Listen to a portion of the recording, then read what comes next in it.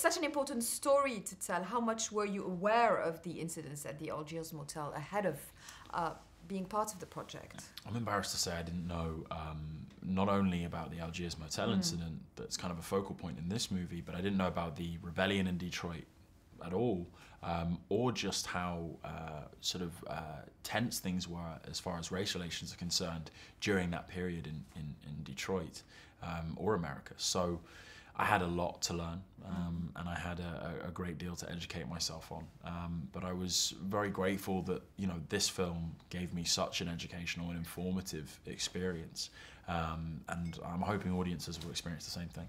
Yeah, absolutely. Tell us a little bit about Kraus and the inspiration behind him, and who you inspired most for portraying him. Unfortunately, he's inspired by too many recognizable characters in society today, and you don't have to look far or wide to see that aggressively racist and self-righteous individuals still operate in positions of power.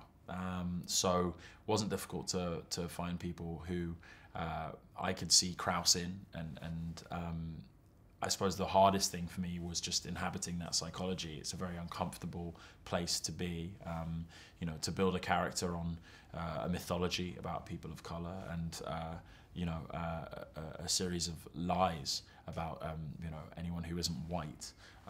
It's a scary thing to inhabit, even for a moment, but it was necessary to expose that racist individual, and I was glad to have the opportunity to make an example of that kind of person, and we can't afford to have them in any walk of life.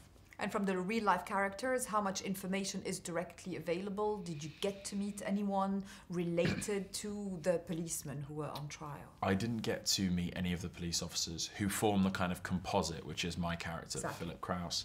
And on one hand, I was glad of that.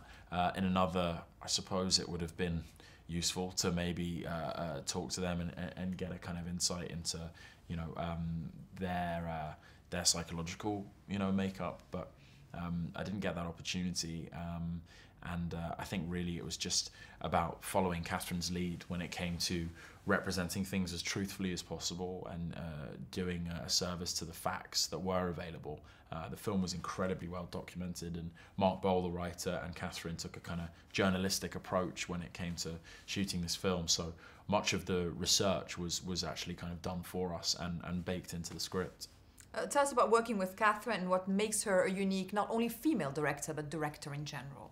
I think what makes her a unique director and one of the greatest ever is that she seems to have kind of hit her stride in terms of making films that have the potential for, very kind of needed and relevant cultural change. And she's a kind of socio-politically astute director in that respect. I think recently with Hurt Locker, with Zero Dark 30, and now this film, she's seeking to create media that has a real kind of critical functionality in society and does more than just entertain. It actually informs and it encourages change.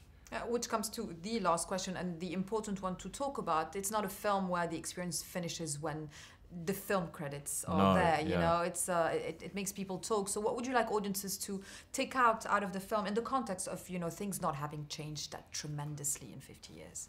I hope people will feel compelled to, if they don't already, become part of the solution as opposed to continue to be part of the problem. I think whether we realise it or not, for as long as we're silent around the topic of racism and race relations, we inadvertently contribute to the problem.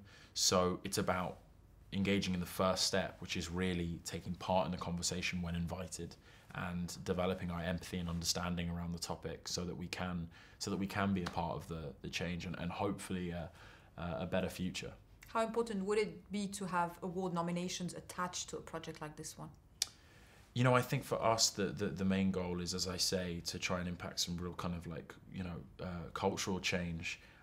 But whatever helps keep the film in people's minds, and for as long as it is a focal point of people's conversations, then that's a win for us.